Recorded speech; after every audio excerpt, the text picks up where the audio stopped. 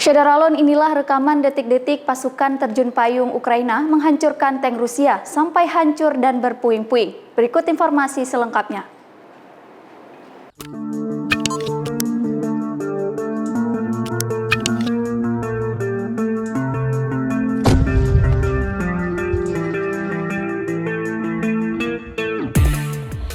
Syederalon, inilah rekaman detik-detik pasukan terjun payung Ukraina meledakkan tank Rusia yang membuatnya sampai hancur dan puing-puingnya berterbangan. Dikutip dari The Sun, dikenal sebagai efek Jack in the Box.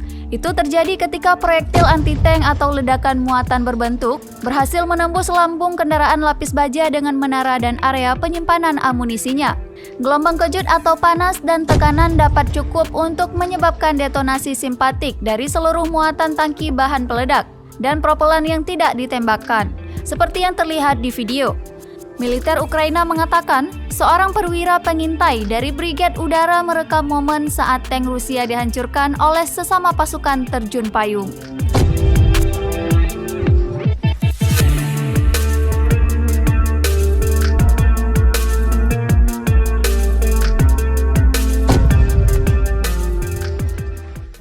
Demikian informasi kali ini Syederalon mengenai konflik Rusia dan Ukraina. Tetap saksikan terus informasi lainnya di kanal YouTube Serambi On TV.